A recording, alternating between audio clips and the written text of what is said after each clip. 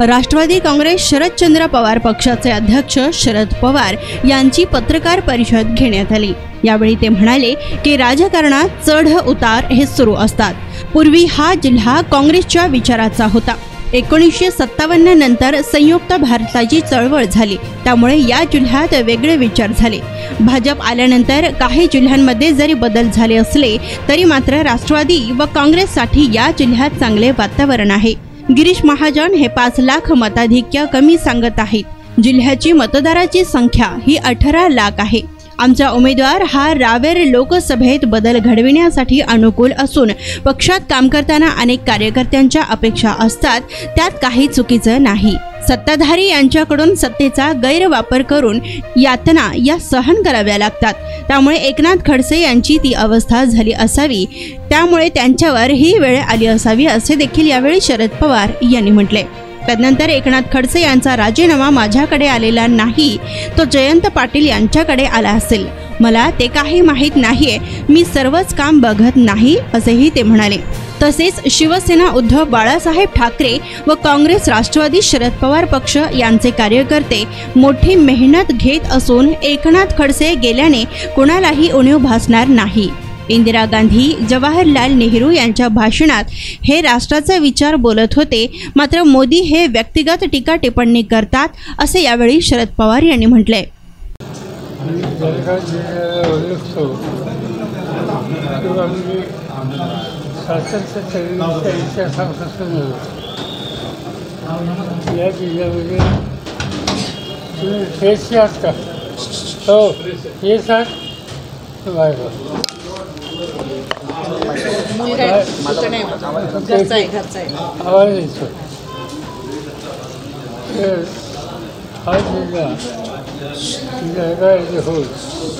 गांधी नेहरूंच्या विचाराला नेहमी पाठिंबा द्यायला, राजकारणामध्ये कधी चढ उतार असतो। उदाहरणार्थ हा जिल्हा नेहमी काँग्रेसचा विचार असतात आणि 1956-57 साली संयुक्त महाराष्ट्राची चळवळ झाली, त्यावेळी इथं वेगळे निकाल लागले। ते काही सरळ काळात गेल्या 5-7 वर्षामध्ये दुसरी एक गोष्ट आहे की गेल्या 5-7 वर्षामध्ये विशेषतः भाजपचं राज्य आल्याच्या नंतर काही जिल्ह्यात बदल झालेच नाही असं नाही, पण ही जी माहिती आमच्याकडे आहे ती माहिती निश्चितपणानं राष्ट्रवादी काँग्रेस असो, उद्धव ठाकरेंच्या नेतृत्वाखालचा पक्ष असो किंवा काँग्रेस पक्ष असो, त्याला अंतिम अशा प्रकारचं वातावरण या मतदारसंघात आहे। दुसरा प्रश्न असा आहे की श्रीराम पाटील यांना उमेदवारी दिली, त्यानंतर संतोष भाऊ नाराज झाल्याचं पाहायला मिळालेलं होतं। त्यांनी आपला रोष सुद्धा व्यक्त केला होता की अन्याय झाल्याची भूमिका त्यांनी व्यक्त केली होती। आज ते आपल्या व्यासपीठावरती बघायला मिळाले, नाराजी संपल्याचं म्हणताय त्यांनी। काय केलं त्यांचं भाषण ऐकलं, त्यांचं भाषण ऐकलं त्यांच्या नाराजी होती असं लोकांचे अपेक्षा असतात। अनेक वर्ष संघटनेचे काम करतात, त्यांच्या अपेक्षा असतात, त्याच्यात काही चुकीचं नाही। आणि संतोष भाईचा स्वभाव थोडा अधिक स्पष्ट आहे आणि त्या अधिक स्पष्टमुळं त्यांच्यावर एक तर वाटतात किंवा तुमच्या सरकारला वाचण्याला खात देण्याचं यापेक्षा दुसरं काही नाही। भाजपचे जे मंत्री आहेत गिरीश महाजन, ते म्हणत आहेत की 5 लाख मतांनी आमचे दोघे उमेदवार निवडून येतील अशी गॅरंटी ते देत आहेत। तुम्ही कसं बघता त्यांची या गॅरंटीकडे? मला एक्झॅक्टली या जिल्ह्यात एकंदर मतदारांची संख्या माहिती नाही, किती आहे? 18 लाख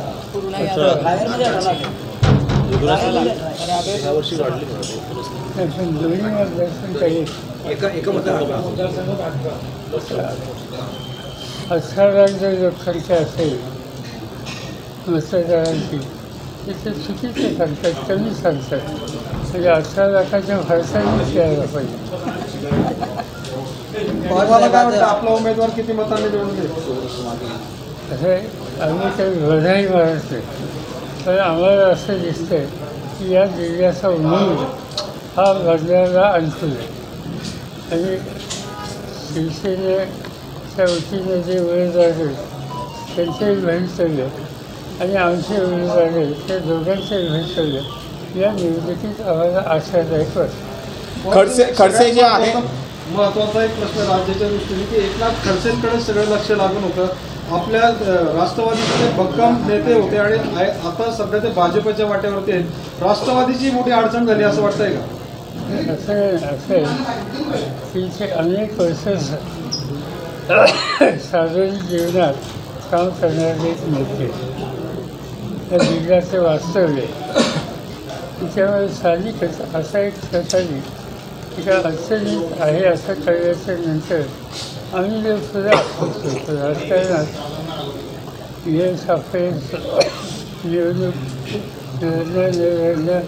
या सगळ्या गोष्टी वेगळ्या आणि सत्तेचा गैरवापर करून व्यक्तिगत हल्ले एखाद्या व्यक्तीवर करण्याच्या संबंधीची भूमिका यापूर्वी महाराष्ट्रात एवढी व्यक्तीची हल्ली सुरू आणि त्याच्यातून अनेकांना यातना सहन कराव्या लागतात. कदाचित ही अवस्था खडसे साहेबांच्या सुद्धा असण्याची शक्यता नाकारली आणि त्यामुळे त्यांना काही निकाल घ्यावे लागले तर ते निकाल एका विशिष्ट परिस्थितीत नाही झाल्यानं घेण्याची वेळ आली असावी असा माझा समज. खडसे साहेबांचा आपल्याकडे राजीनामा आला आहे आज अजित पवारांनी बारामतीच्या खडसे साहेबांचा आपल्याकडे राजीनामा आला आहे का? मला माहीत नाही जयसाव फासलांना विचारावं लागेल. मी काही संघटनेचं काम बघत नाही. अजित पवारांनी उणीव भासेल का आपल्याला? उणीव भासेल का या निवडणुकीत खडसे साहेबांची उणीव भासेल का आपल्याला? असं की जे या भागामध्ये लोकांच्या प्रभावीपणानं काम करण्याचा त्यांचा लौकिक आहे त्या मालिकेमध्ये ते पण ते नसते त्याचं सुद्धा सुदैवानं काँग्रेस पक्ष असेल राष्ट्रवादी काँग्रेस पक्ष असेल किंवा उद्धव ठाकरेंच्या नेतृत्वाची शिवसेना असेल या सगळ्याच्यामध्ये जबरदस्त मेहनत करणारे कार्यकर्ते आज ठिकठिकाणी आहेत आणि त्यामुळे त्या सगळ्यांच्या सामूहिक प्रयत्नांना कुणाची उदय आम्ही भरून काढू शकतो हे सगळं माझ्यामध्ये शंका आहे. विरोधकांचा या निवडणुकीमध्ये पूर्ण सुपडा साफ होईल असं गिरीश महाजन म्हणत आहेत. महाजन काय बोलतात आणि काय करतात त्याच्यावर मी काही भाष्य करू इच्छित नाही. त्याच्यात फार अडचणीच राहतील ते म्हणून मी काय याच्यावर जास्त भाष्य करू शकत नाही आणि व्यक्तिगत कोणाच्या संबंधीची मला उत्तरं देखील नाही तुमच्यासाठी. आपण या सभेत मोदींवरती जोरात टीका केल्याचं पाहायला मिळालेलं आहे. काय सांगायचं? आज खऱ्या अर्थानं राजकारणामध्ये जुळलेबाजी इन्फ्लुअन्स करण्याचं काम मोदींनी केलं. त्याच्या सगळ्या भाषणामध्ये तुझ्या देशाला तुझं कसं नेणार आज प्रश्न कोणते याच्यावर भाषण असतं. आणि जवाहरलाल नेहरू इंदिरा गांधी लालबहादूर शास्त्री यांच्या भाषेच्या सगळ्या प्रधानमंत्र्यांच्या निवडणुकांच्या सभा ऐकलेल्या आहेत आणि त्या सगळ्यामध्ये राष्ट्राचं भविष्य यासंबंधीच्या चर्चा कार्यक्रमाची आखली की हा सगळं भाषणाचा विषय असायचा.